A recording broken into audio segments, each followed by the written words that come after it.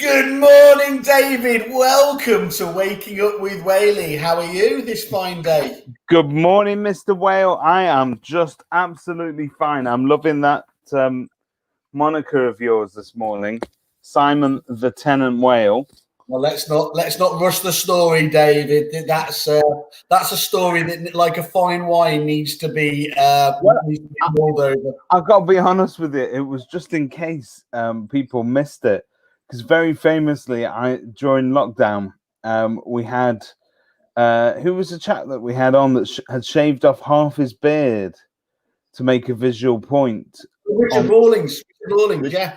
Yeah, and you sat there for 10 minutes, didn't notice he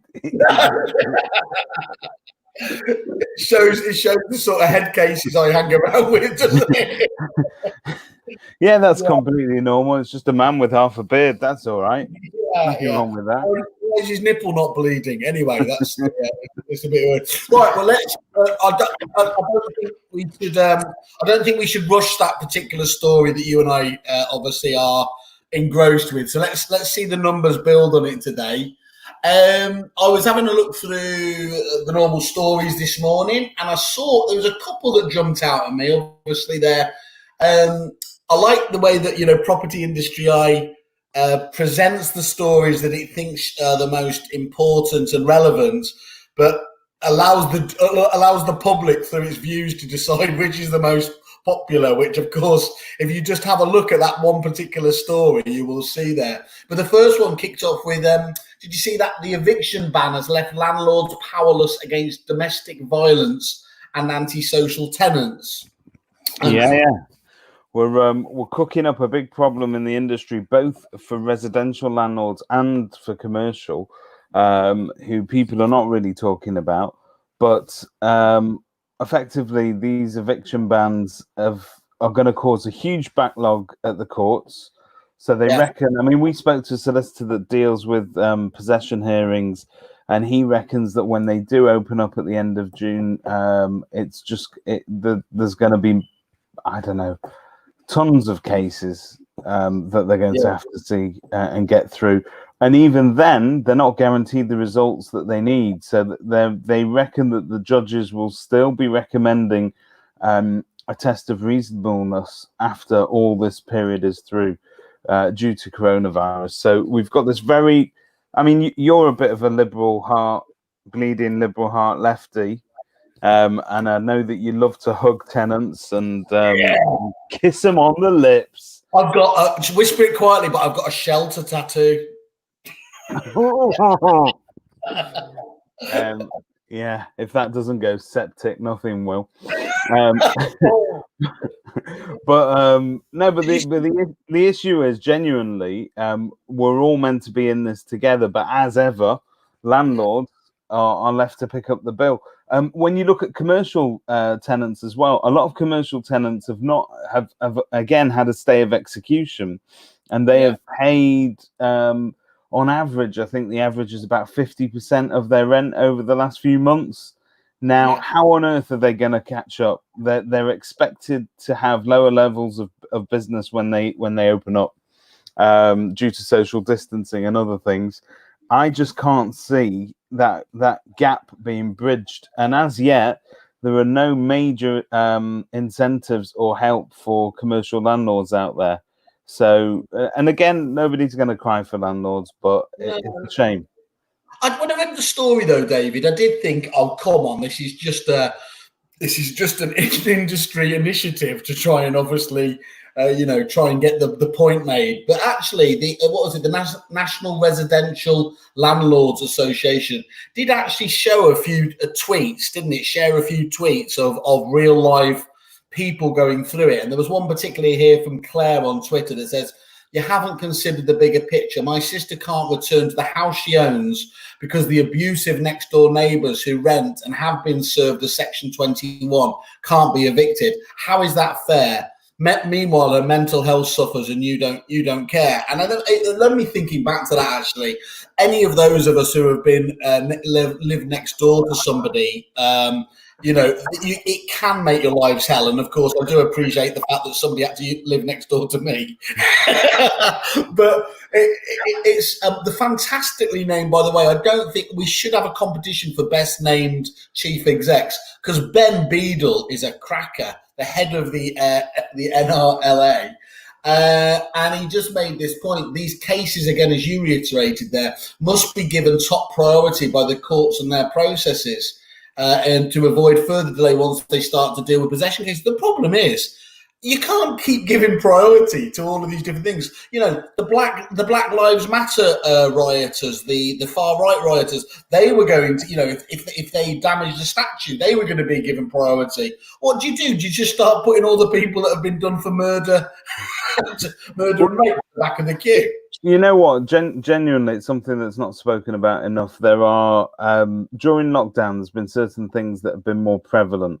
One of them being domestic violence, for instance, which is almost understandable given the fact that we have nowhere to run to. And so millions of men and women cannot run away from abusive spouses. So there's all the backlog of those cases you're going to have to deal with. There's mental health issues that would have been mounting up.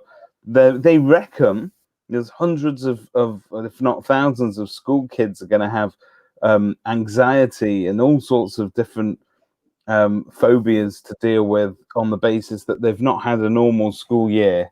And anybody that's had Simon Whale teach them his interpretation of Lord of the Flies over this past few weeks. It's going to need a lot of therapy. But, we are basically, due to lockdown, we're storing up a whole load of legal and social problems that we're going to have to deal with in the fullness of time. And there will be backlogs and there will be strain on resources. And, we're in for some depressing times. Well, Andy, as usual, morning to everybody there, morning to all already. Andy Overman, as normal, has come in with the right question. Whaley's normally only, which I think says more than real words or sentences ever can. He just had just getting in. Just getting in. There you are. It was like a Chinese proverb there for a minute. It was. What's his excuse for being up early? Whales don't sleep, Andy. You should know that by now. And just to finish with your last thing, is that tea, coffee or gin? It's a mix of all three, Andy. That's how I start my day. So this isn't, you're getting confused with Piers Morgan here. This isn't like a Good Morning Britain style thing. And hello to Louise as well and everything else. Now, David, can we rush very quickly to the greatest story that I think the internet has produced? We can, and proving once again, you see, a while ago, when we still used to go into the studio, do you remember when you once told me, look, you need to mention the other news outlets because you keep talking about Property Industry Eye. They seem to be your favorite, and we need to show some love to somebody else. But Property Industry Eye proved again why they are my favorite by covering this story today. So I haven't had a look in the last 10 minutes, but we did mention I always love to have a look at what's caught the imagination by the amount of times the story's been clicked on. So that previous story we were talking about, very important, about evictions, it's central to the industry, had about 300 clicks. Most of the stories, 200, 300 clicks. This story, I could see the ticker going around, 1,400 tickers. It shows that I do know human nature. So, do you want to and I'll jump in? And then I've got, there's a bit of a shout out as well to Robert May, who isn't known necessarily for his sense of humor, but this morning it has proved again that both he and the Property Industry Eye have got a fantastic sense of humor. So let's cover this story. The headline is middle-aged letting agent has been hiding in the spare room of our house. Now, that in itself beautifully, it's not like a gotcha headline, is it? But it builds up to the story, I believe. I want you all to bear in mind that I read this story to my wife this morning, who said, "Well, I've had an estate agent having a midlife crisis in my house for ages." So here we go. An iReader alerted us to this bizarre story that appeared on Reddit yesterday, and everybody knows that Reddit is the #1 news source. Make of it what you will, and if anybody can prove it is for real, do let us know. So it goes on to say, so yesterday we found out that our middle-aged letting agent has been hiding in the small spare room of our terrace house for 2 days. He came over unannounced to inspect the house, as our landlords had decided to manage the property themselves. We assumed he'd left and saw the small... This is brilliant. We assumed he'd left and saw the small spare room door was locked with the light left on. We don't have keys for that room, so we couldn't turn it off. I texted asking him to come and turn the light off, and he admitted that he was still in the house. After we confronted him, he proceeded to lie and say he'd informed us all that he was staying there for a few days, and none of us had any clue. He said he's planning on living here on a permanent basis and has signed a contract and paid a deposit, etc., etc. Our landlords are neighbours, and they said that that's not true. The landlord said that they think he should leave that and hand over his keys, and thankfully he did. However, this is the best bit. However, he's locked the door to the spare room again, and we suspect he has another set of keys. So I got a ladder and looked through the window, and all his stuff is still in there. Stale, uncovered croissants, clothes, alcohol, grooming products, and something that looks disturbingly like a fleshlight. And the property industry has added, under no circumstances should you Google that word, amongst the distributors.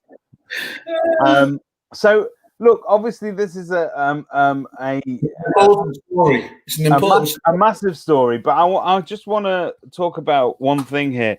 Why is the age of the disgusting agent that was living in the house important?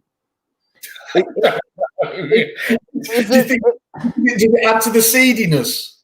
I think so. I think it sort of gives it a sort of, when you say middle-aged estate agent, it almost seems like they've had their day. They failed. They're in that Alan Partridge zone where they used to be famous once upon a time, and now they're struggling and living out of their car. Can we ask Andy why he did it? I've got to say good morning here to Amanda Reed Raja, who is an incredible solicitor. If anyone's looking for one in the north of England. Just shows how diverse our audience base is. We're now getting solicitors. Well, look, we're classing the joint up left, right, and centre. So, but that story, going back to that, I think that a lot of us are scared by that story because it shows us a glimpse at the future, and it's worrying me. That is me. I don't know if it is. I think there's a lot here to really enjoy. First of all, that phrase, he kept himself to himself, that's made for this story. Secondly, and this is the most important thing, we are doing half price fleshlights on Kerfuffle today, so on a completely separate point.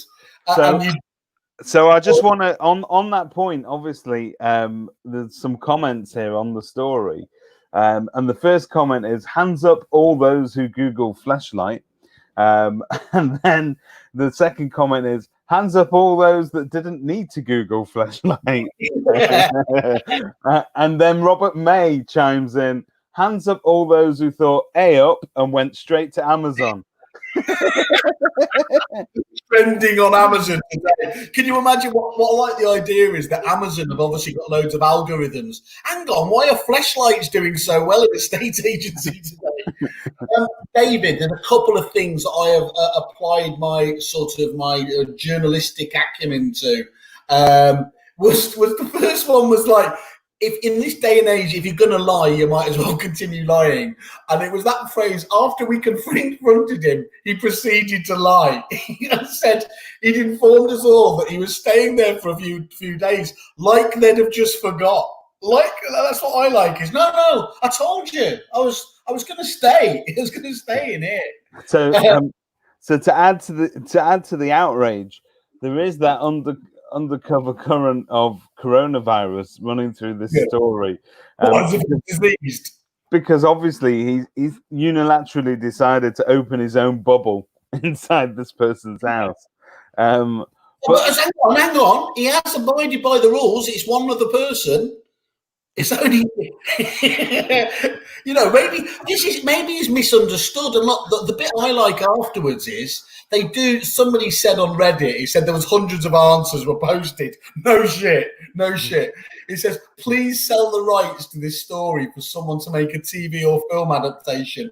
This is where it wins again, the internet. Bradley Walsh stars as the Tenant, a mystery man who deceives his way into the lives of 3 young house sharers by posing as a letting agent.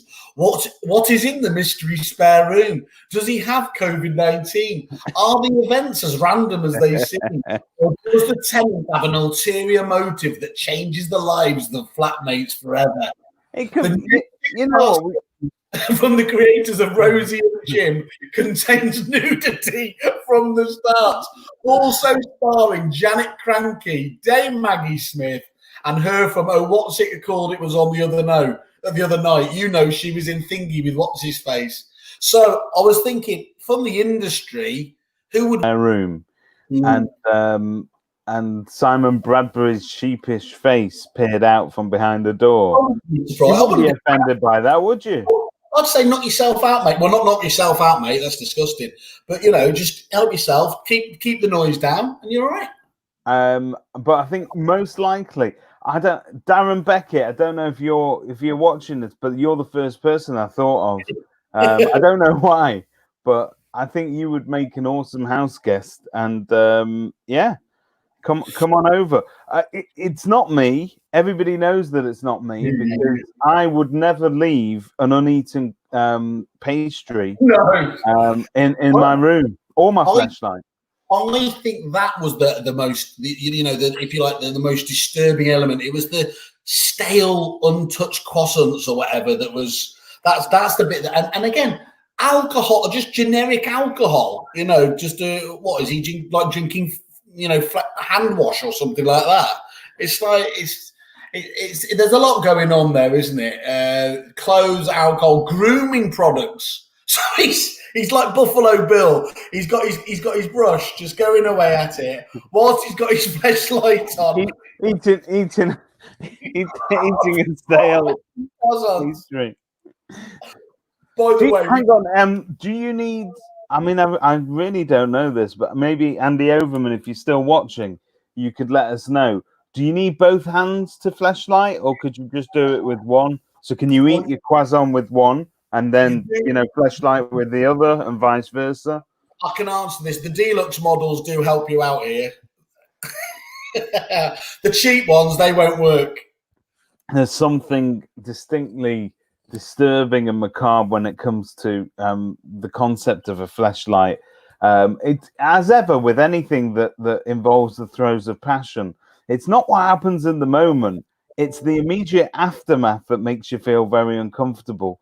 It's that daunting trip to the sink as you have to wash it out, Simon.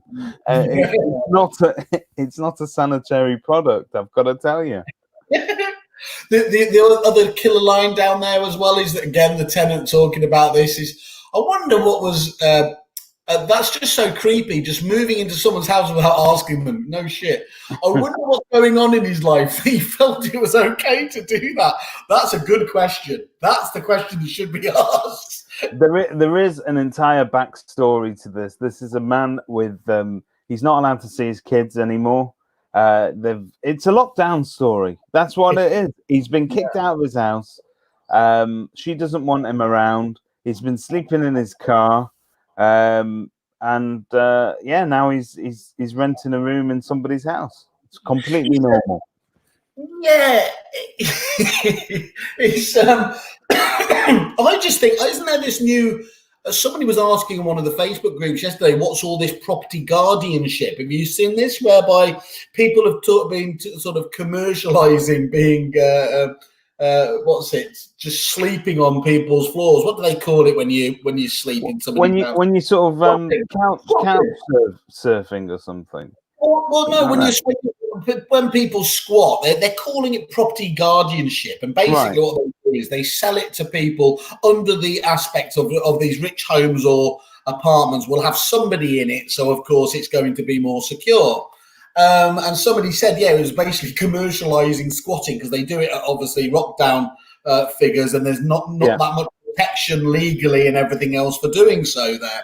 So this guy clearly is just he's a forerunner, isn't he? He's just looking after that property room, and I guarantee nobody would have broken into that room while he was in there. And as he said, he locked the door. The question is, if a new breed of agent arises where they are living in the house, is that actually going to help to manage it more effectively? So how much more likely are you to not cause damage to a rented property if you know the agent can come out of their room at any time? If every house in the UK has an agent living in it, I mean, what a hands-on service! That's a disruptor. No. With the flashlight, it can be a hands-off service. The Turbo 6000. If anybody wants to enter the code Kerfuffle1 into the flashlight, you get a discount.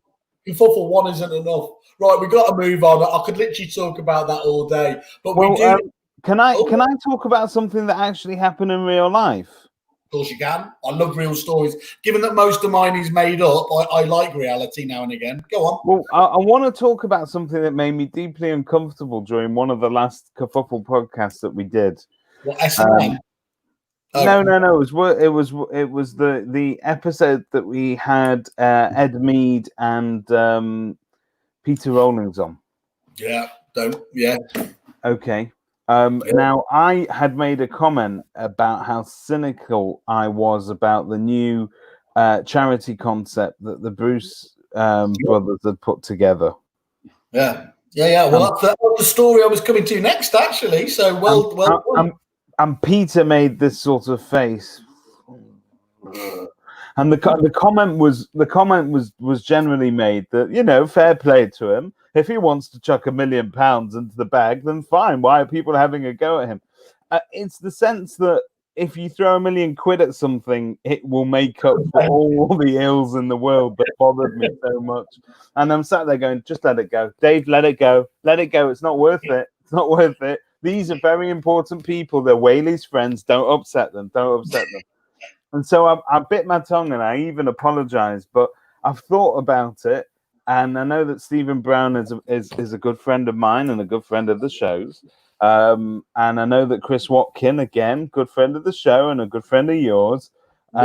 He's involved with it as well. But I can't help thinking, and I know Chris has said he's had a lot of abuse off agents off the back of that story. But every single comment, I did some more research on this, and every single comment said there must be something more to this than meets the eye. That something is going to come out. And I cannot help. Here we go. Tom McGee. Rather than letting it go, it's much better to raise it now when they don't have a right to reply. Fuck you, Tom. It's our show. Tom McGee, I've got to tell you something. Michael Bruce has been invited to come on the show and has indeed mooted that he would grace us with his presence at some point. So this is not me seeking to in any way deride the poor fellow because he's not poor. But but when he does come on the show, I'll be asking him some questions. Look, the story I was going to bounce to, and I'm assuming this is why you said it quite rightly, was actually it's because, let's face it, they are this industry's version of the Kardashians, really, aren't they? And it's his brother, actually, Kenny, this time, where he's co-founder of Purple Bricks, is set to open a new £3.2 million 4-star luxury hotel in Northern Ireland, where he's invested a little bit before. He's famously bought a football club over there, and also involved in the Agents Together charity, of course, there. So, what did it say? It's funded here by Kenny Bruce, Stephen Ash, a couple of other guys, 24 bedrooms, a traditional bar with food, drink, and everything else.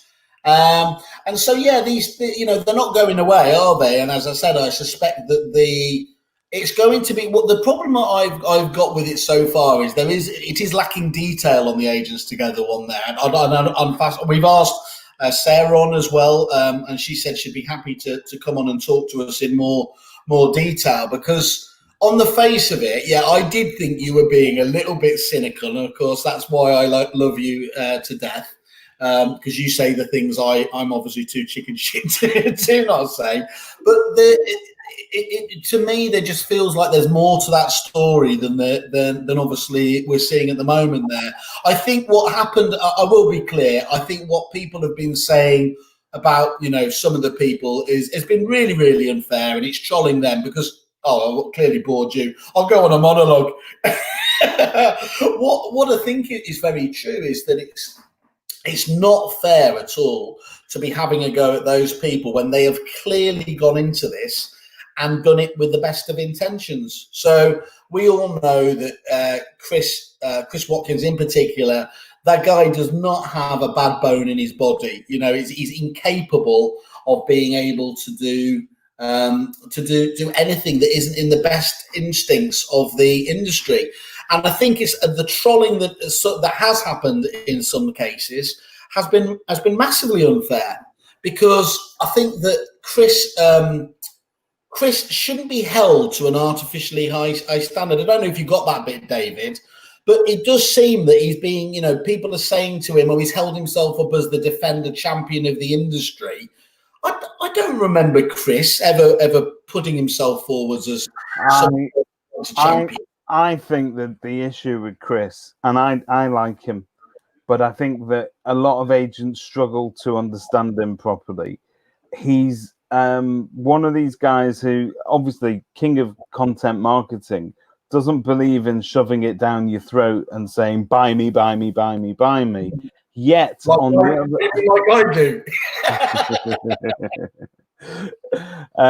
however, the issue is with Chris is that he is so prolific on social media in terms of his posts, his opinion, and his opinion is it's designed to be clickbait. Chris plays that game better than anybody else. And if you're going to dance with the devil, so in perfect timing here, we have Mr. Quirk. He pops up and he says, "Hold my pint, hold my pint." Anyway, there's nothing wrong with a career reinvention. Don't knock it till you tried it, which perfectly brings us round, Russell. Hello, good morning to you. To the story that's actually on a state agency today that I think, again, is with one of the Kardashians, and it is this one here. Online sector veterans Russell Quirk and Kenny Bruce have used social media to call for a temporary scrapping of all stamp duty to ignite the housing market after a lockdown. I did catch this actually as it was happening yesterday, and I thought it was a little interesting one. And obviously they're not alone in terms of in talking about it. It talks about benefit from it.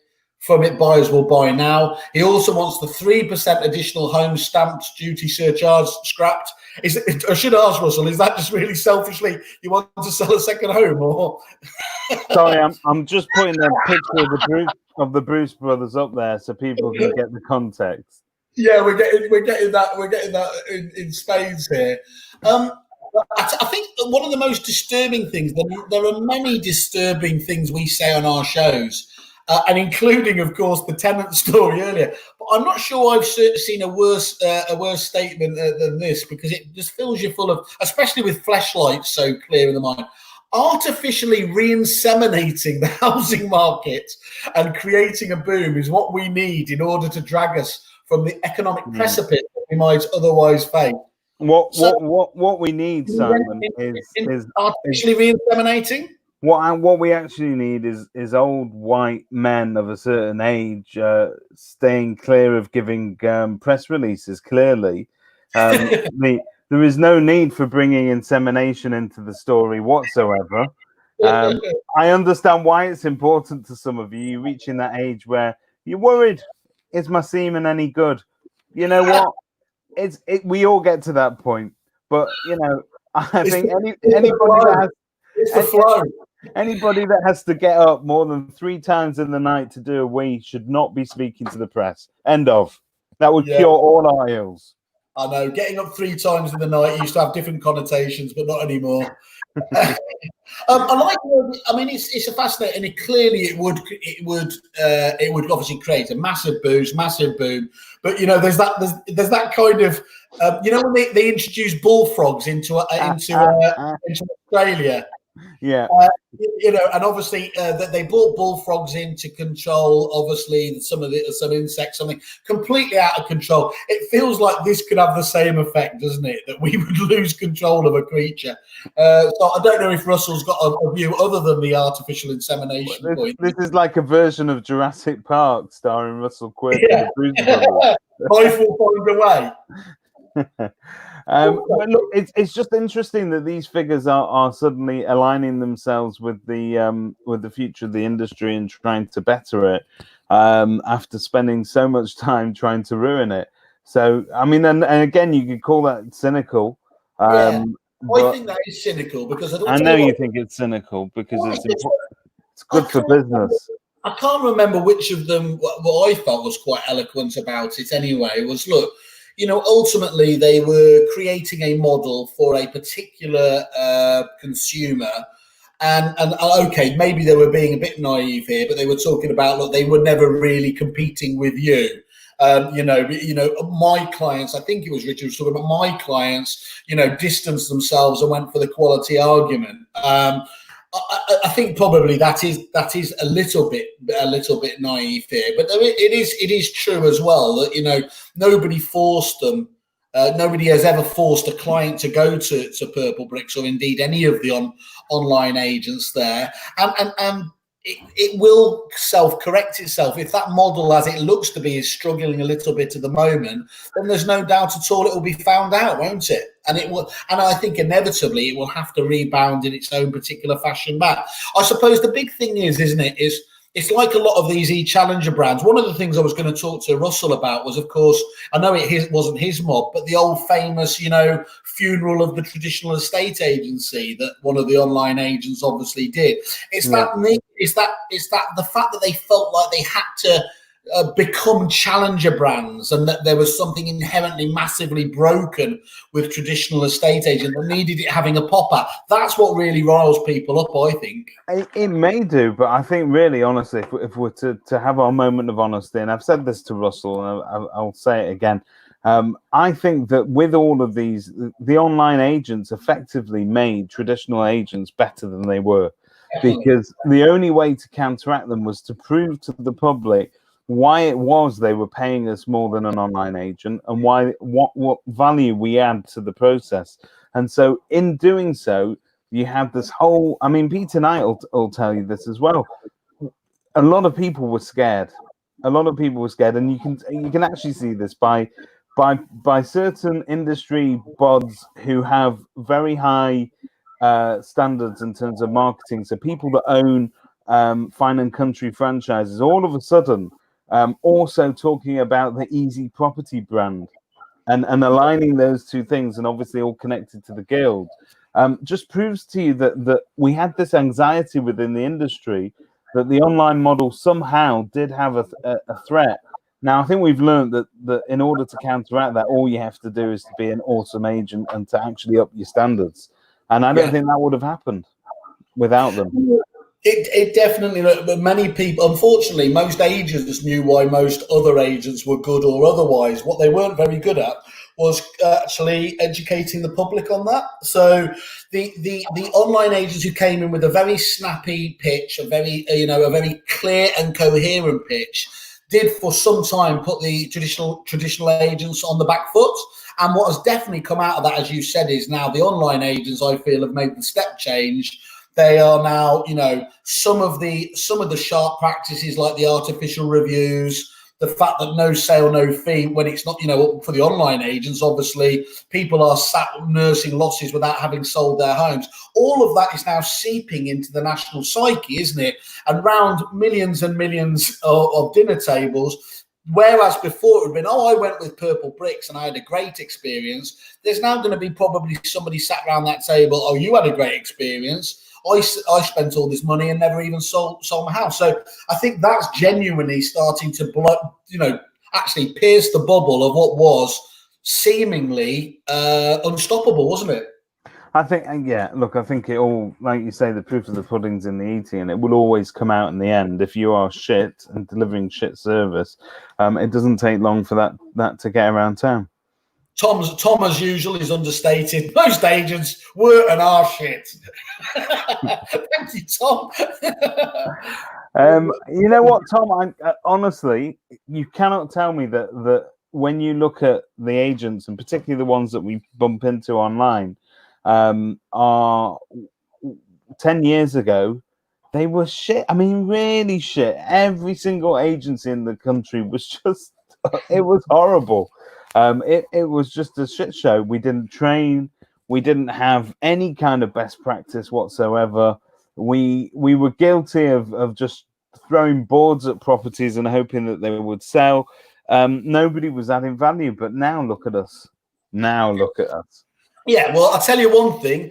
I would contravene you a little bit there. There were some fantastic agents out there that were doing it. And we've got one here, Mr. Simon Woodcock here of Robinson, Michael and Jackson. He makes the point that the market is already flying. And actually, what was a couple of stories today that I noticed, obviously, that goes against the flow of negativity here is Fine & Country in particular came out and they were saying that the premium market was thriving since actually it's reopened here. Nikki Stevenson, obviously newly taken over from David Lindley as the MD there.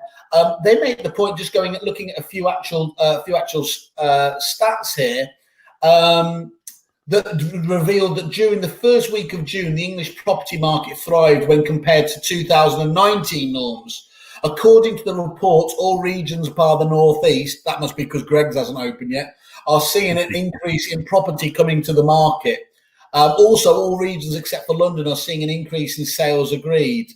So, I said, okay, so she makes the point that all price bands are experiencing a higher volume of property, with the exception of properties priced below 150 grand, where the volume is 28% lower. That's quite interesting itself.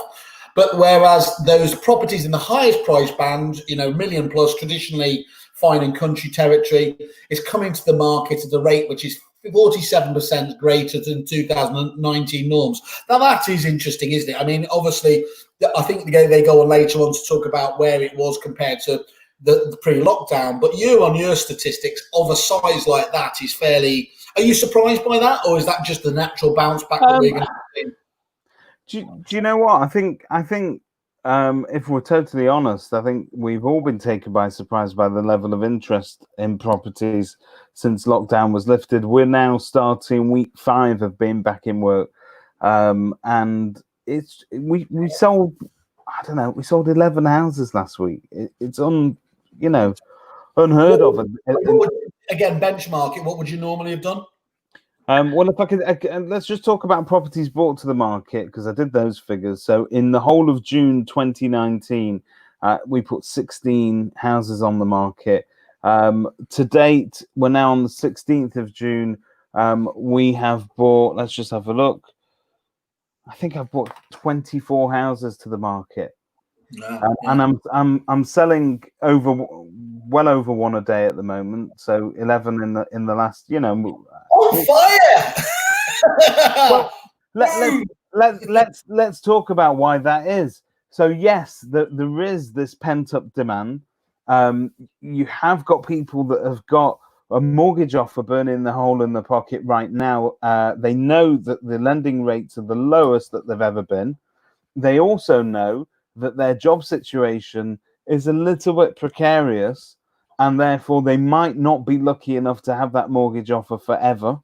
And so therefore they're taking advantage of it now whilst they still can. A lot of us have spent time in lockdown with our loved ones and decided that we don't love them quite as much as we did. And then there's the rest of us who've spent time thinking, right, you know what I need? I need an office that nobody can walk into whilst I'm in the middle of a Zoom conversation. I need a bigger garden so that, you know, I can have 6 friends over to socially distant, get pissed and jump in a hot tub with them. I need this and I need that, whatever it may be. And I think that that's why people are going out there. The fact that the upper end of the market is seeing a bit of a renaissance, again, those tend to be sort of lifestyle choices as well. You've got much more affluent buyers there. Financial position won't quite be as badly as affected as a factory worker in the Northeast. Yeah. Simon comes back here. We're lucky enough to be in an industry where average was just seen as good. Thankfully, average is now seen as just that. Online has certainly made agents improve and in turn able to increase fees. Yeah. Okay, Simon, you managed to say it in a statement that we've just waffled for 5 minutes, but Sharon, go on then. Sharon, it would be busy now. We're doing 3 months work in one, combined with the reaction to being trapped in places we hate with people we hate. I honestly believe we need to be realistic and calm and also ensure we plan for the next few months as it will level out soon. And so she's right, that there is, this feast is almost over. There may be a famine coming shortly. Jane, sorry?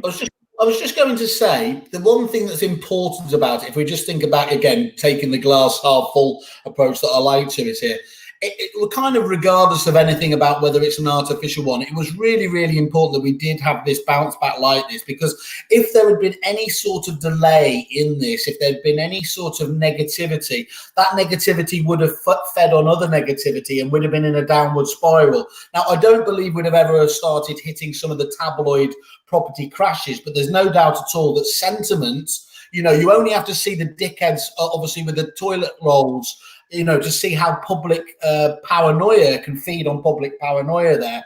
So every week that we get of this bounce back, I feel is it's absolutely crucial in actually hopefully making this as short a dip as possible as it can be. I think nothing spreads like media fueled paranoia and fear. And I think in 2008, when you saw the pictures of those pensioners lining up outside Northern Rock, that's actually what fueled that cycle and that crash. And what makes this episode very, very different to 2008 is that the government did, whether you like them or not, economically, they reacted extremely quickly. So just on that, one thing that I do think is, I think we were literally a hair's breadth away from going into that kind of paranoia spin, you know. And actually, as you're right, you know, look, I'm not going to ever say I'm a supporter of the government, but Sunak, whoever came up with the idea, they really did say, if we don't get hold of this now, we could be in that Northern Rock scenario. So I think you're right in terms of whatever, the fact that our great-great-grandchildren are going to be paying this off like the Napoleonic Wars. It's kind of like... We're still paying for the Napoleonic Wars, aren't we? That's what they reckon. There's a loan, I think, that was taken out in 1831 that we're still paying off for one of the wars. Was that the original Wonga? but the finances of successive governments and government borrowing are just so complex. What I love about Jane Paula Gardner's comment is she's put gentlemen in inverted commas there. Yeah. Right, morning wankers. Morning, gentlemen. She was so, do you know what? Jane was so gracious when we turned up that night at the Agents Giving Bash all those years ago. Oh God. But look, I think you will see a higher levels of transactions in the next month. And do you know what? Long may it continue. But did you see the pictures in the papers yesterday of all the people stood outside the shopping centres? Primark. What am I missing, David, about Primark? I don't. At best, you can queue and you can save 100 quid. It just doesn't make sense to me. I've got to say, Primark isn't for people like you and I, and that's not because we're too posh, and that's not because we're elite. It's because polyester mixes. When you get a bit of friction going between your legs, you can actually catch on fire. So, again, this show is just it's here. It's health and safety. It's news. There's not much it doesn't do apart from humour. Anyway, so we got Sharon in here as well. I agree. It was important we have a positive market, but we need to be balanced about the reality. Well, we're probably on the wrong show to be talking about reality, but I don't disagree with you, Sharon. As ever, it's important to look at both sides of it, isn't it? And you can't get too happy-clappy about it. Just going back to that Russell Quirk thing, though, again earlier, it's like how hot can you make the market? And ultimately, I understand what he's trying to do there, as in to give an artificial boost. But we've got to get some revenue in somewhere, as we've spoken about these debts, this Napoleonic debt. It's not going away anytime soon. Well, from my point of view, chuck whatever you like at the property market and keep it nice and buoyant. When the hell do you two get friction going between your legs? That's how we start the show, Russell. That's how we get in the zone. We're releasing a workout video for you, Russell. Two stories I saw today, just in the wider news as well. There was a first one that was somebody's done a research on the App Store and how much it generates through its ecosystem. And apparently it's supported £519 billion, the App Store, in billings and sales in 2019. I mean, that's a figure that's obviously just totally off the scale. But it does make you understand as well why a lot of the CRM companies are, racing down this route, isn't it? If they perceive they get a tiny share of that. They want to keep it all in-house, but I think the long-term story is that collaboration and integration between different bits of software is not a privilege that we all need to pay for. It's something that will in 5 years' time be a natural. If you do not integrate with other bits of software, then agents aren't going to pick it up. This whole concept of sticking it behind a paywall, hoping that people will add yet another subscription onto their monthly subscriptions, I'm sorry, guys, but it's very 1999, isn't it? Oh, great. Well, thanks for shooting down the business model of Kerfuffle on its own podcast. No, the business model of Kerfuffle is very, very different. If you're confused about the marketplace and you need to know what it is that you need in order to up your prop tech offering, that's one thing. But I think having a system whereby you buy a piece of software to help you, and a CRM is the cornerstone, isn't it, of everything that we do. So that manages buyers and sellers. And then you're going to then want to sell to them extra sort of add-ons. I expect my CRM to do all of that. I'll be honest with you. Yeah.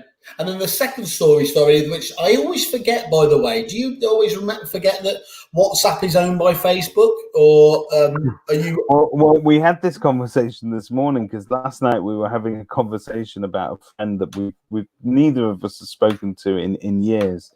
And all of a sudden, they pop up on my Facebook feed. Yeah. They then pop up on my wife's Instagram feed. And we've not seen posts from these people for yonks. That whole sort of sense that all these different apps that we're using are listening to us and trying to place that information, it's a bit scary. Well, I think this is probably more scary there because obviously most people know it from getting rather racy gifts, coffin dancers, and rather sickeningly, it seems to be jokes about the McCanns fairly consistently. But the WhatsApp here has said it's launched its digital payment service in Brazil, allowing people to make payments to individuals very easy and indeed SMEs on there as well. So, the idea that particular platform is becoming monetized obviously changes again. And what's interesting is whether people will stick with that, accept it as a benefit, or, as quite often happens, when people try to monetize these platforms that the consumer doesn't want, they bounce elsewhere, don't they? That's happened a number of different times. They sometimes do, but is it not naivety on behalf of the consumer to assume that all of these services are just going to be free at the point of use? I think it absolutely is. I just said myself, I'm allegedly meant to win the game, and I keep forgetting he's owned by it. It's the same with the NHS. It's not free. It needs paying for. Yeah.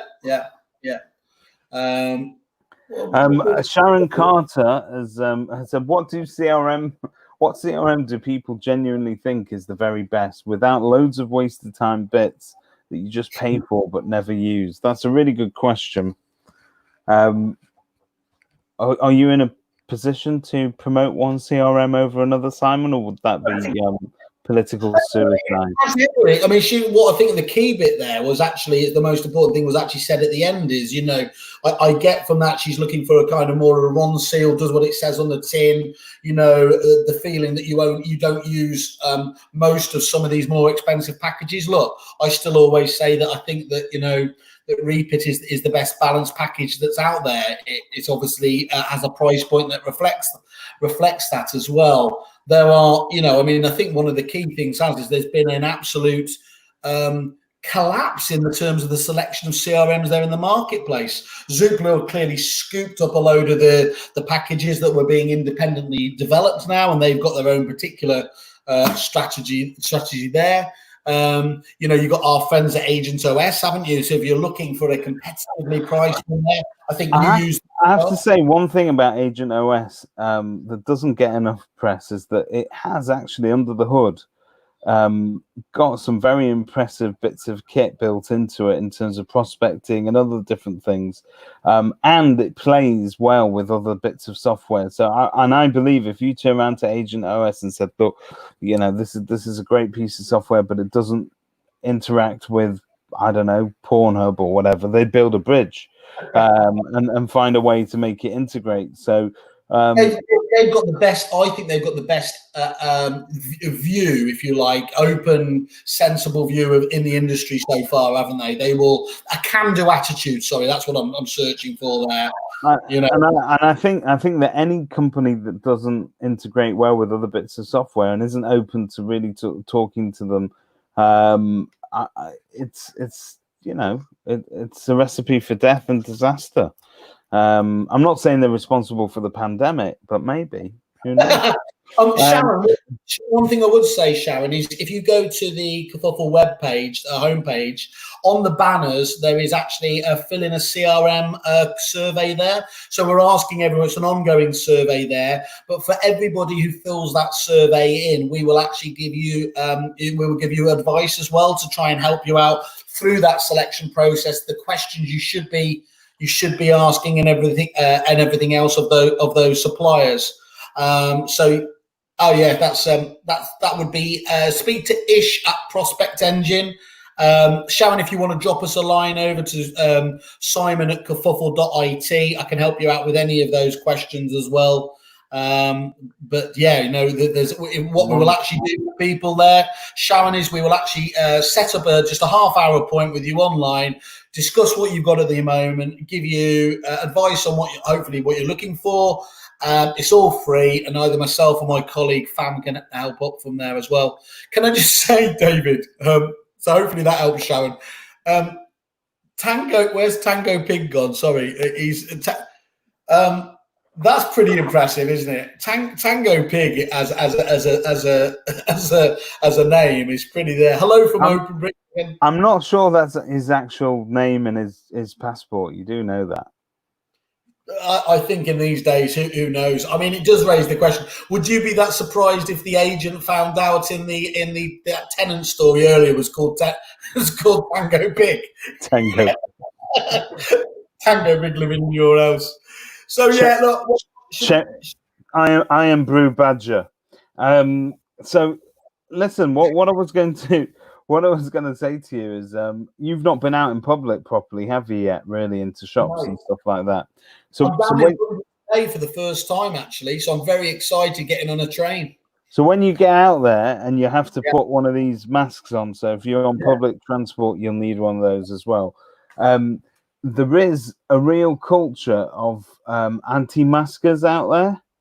So yeah, is that the classic British "we don't take this shit from anyone" rubbish, or that they appear to they don't like looking silly? I mean, for years people have obviously they've mocked Japanese people and Chinese people for wearing those masks, haven't they, over here? Well, I mean, personally, I just don't think that's on the agenda anymore, is it? It's just, I mean, that whole mask thing, by the way, is. Why are they even fucking around with that? They just make it mandatory there. Even, if the science, it's not like it can damage you wearing a mask. So if it can only help, just make it mandatory. I think that's the government story, though, throughout this whole thing. If they can be wishy-washy and woolly on something, then why on earth be clear? And if they did say, look, everybody has to wear a mask, and wearing a mask is gonna help spread this disease. Joe's head off. but actually, so this happened to me. I went to go and book a property on the other day, and I get out of my car and I'm wearing a mask and the gloves. Yeah. And one of the neighbours next to this property sort of leaned out the window and went, "Oh, are you a GP?" No. Why aren't you wearing any clothes? I'm not a GP. And then I uttered the words that I regret uttering. I said, "No, I'm an estate agent," and and basically when I was on the way out of the property, the guy was out there waiting for me. He'd had one or two sort of drinks too many, I think, but he insisted on trying to kiss me because I was wearing the mask. He wanted to prove to me that I was being an idiot by wearing it, and I think. But there is that culture now. So in America, you're seeing it where people are actually angry with other people that are wearing the mask. But it's one of those things that just makes me just give up on society. Basically, is by all means, if you feel you don't. Well, is it? No, it's not okay, is it?